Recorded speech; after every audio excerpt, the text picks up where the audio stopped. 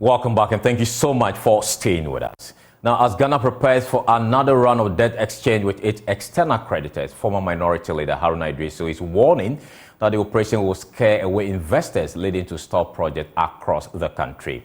Now, investor confidence is at an all-time low on the bonds market following the domestic debt operation. Former minority leader Haruna Iddrisu believes the situation will be worse with international investors if government restructures its debt with external creditors. There's more in the following report. In the midst of economic challenges, Ghana turned to the International Monetary Fund, the IMF, for a bailout of $3 billion.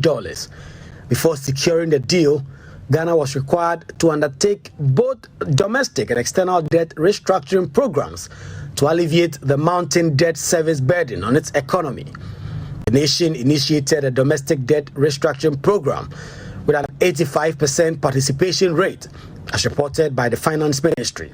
The initiative resulted in debt service savings amounting to 34 billion Ghana cedis. Additionally, Ghana obtained approval from its external creditors to embark on an external debt restructuring.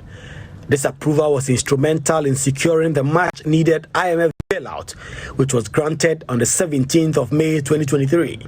Ghana is currently targeting $10.5 billion of external debt service relief from 2023 to 2026. This translates to a potential haircut of 35 to 40% for creditors, signaling the magnitude of the challenge faced by investors in the impending debt overhaul. The former minority leader and member of parliament for Tamale South, Haruna Iddrisu, has raised concerns about how these measures could impact project financing in the Ghanaian economy. Understandably, government is seeking to restructure its external debt, and probably external debt holders may be compelled to accept a haircut of up to 35%, but certainly not less.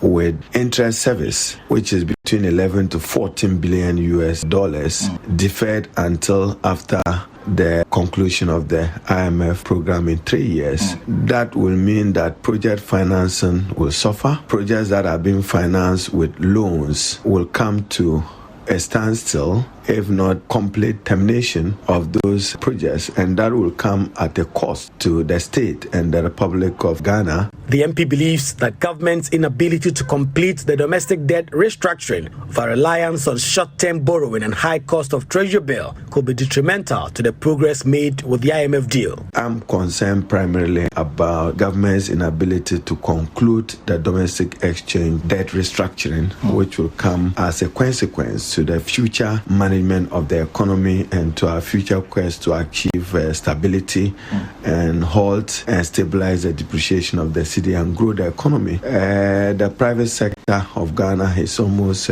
gone. Many of them may not be able to speak out. The cost of doing business and the cost of borrowing and the costs of doing everything in Ghana is unacceptably the highest in the sub-region. My worry now is government's over-reliance on short-term borrowing at short-term higher cost in treasury bills, which is the next bust for the economy of Ghana. Ghana's total external debt currently stands at $30.5 billion.